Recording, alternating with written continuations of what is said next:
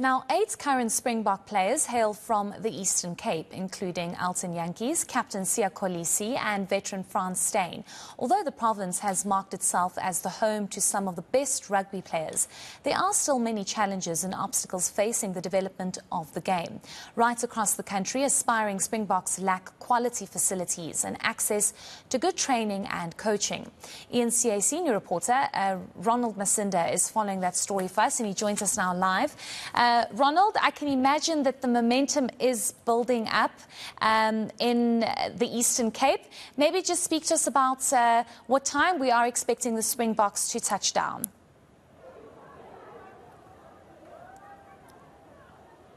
I'm not sure, Ronald, if you can hear me. Rufio, I can hear you. Okay, it's Heidi, and we're live at the moment, Ronald, but maybe just speak to me about the momentum that is building up. I'm sure many people are coming out to show support to the Springboks. Yes, good evening, Heidi. Well, we are waiting in anticipation for the Springboks to arrive. They will be arriving through that door behind me. And people here have been waiting in anticipation since around 2 o'clock this afternoon. And I can tell you that even outside of the King Paulo Airport, there are hundreds, if not thousands, of fans who are waiting in anticipation. It is called the province of legends, a province of Nelson Mandela, the province of Oliver Tambo, and so many other legends who have come from this province, and a lot of people saying that this will be the homecoming of the new legends, the 4-time world champions, the Springboks, the team that has united South Africans in '95, in 2007, in 2019, and now in 2023. I'm going to be just going around and maybe speak to several other fans, and I'm hoping my colleague Ungabantlangani follows me. Boys, thank you very much indeed for your time. Are you excited? Yes, sir. Tell me, what did you make of the Springboks performance? Do you think that the Springboks, when they come here in East London, what difference are they going to make in terms of your lives? I see you guys play rugby. Yeah.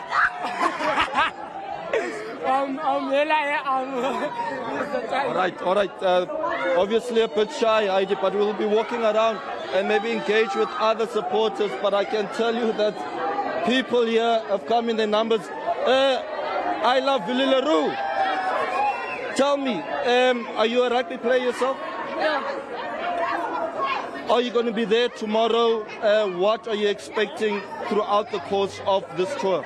Yeah, so it's going to be really exciting to see the Boks come here and lift the trophy again, 2 times in a row. And I think it's really going to be nice for South Africa. All right, let's get one more voice. Anyone keen to speak to us, ma'am? You are a Boks fan? All right. Tell me, what is so fascinating about the Springboks? Why do you think they have this sort of desire to pull South Africans together? Because they work as a team. Yeah, they just...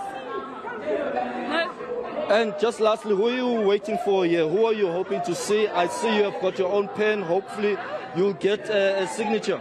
Anyone that can stop and sign my shirt, we'll be happy. All right, thank you very much indeed. Well, that's the situation here, Heidi. We are waiting. I'm going to get a sneak peek. I am breaking protocol, but I'll get a sneak peek. They're not yet here, but I'm sure in a very short while we will be seeing some of the Springboks coming through this terminal.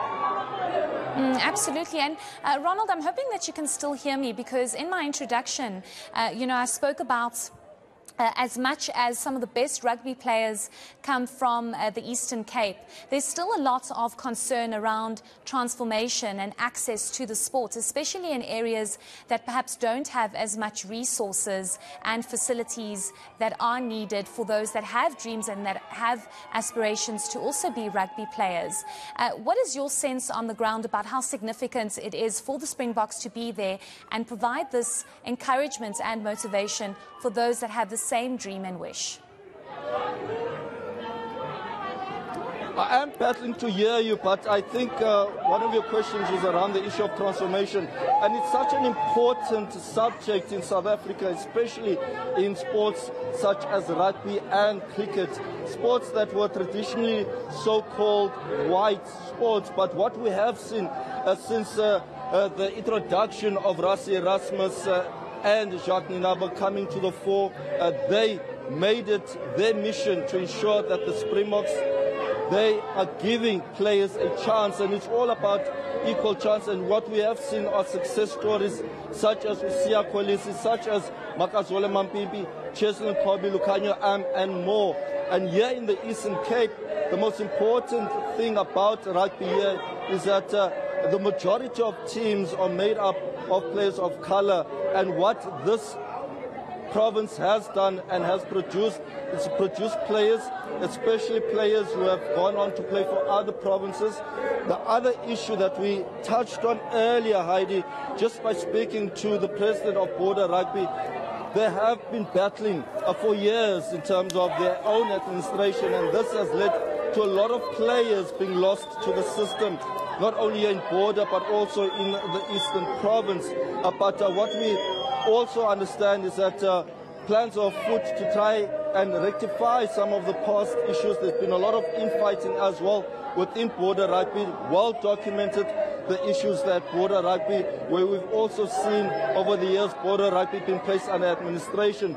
So it's moments like these that the public are hoping that it will not only bring them a glimmer of hope in terms of uniting them, but also see an improvement in the standard of rugby here in the Eastern Cape. But in terms of the Springboks have done very, very well over the years, especially in 2019 when we saw them winning the Rugby World Cup under Rassie Erasmus, under Siya Kolisi, who became the first black Springbok to win the World Cup. He has done a rare feat, winning the World Cup on 2 occasions. So the many people that are here, we understand that Siya Kolisi was not available to be in Durban, but people here are hoping that he will feature because he's such a prominent figure here in the Eastern Cape. He hails from Gqeberha, but so many people here are waiting with bated breath to see if the captain Siya Kolisi will be here in East London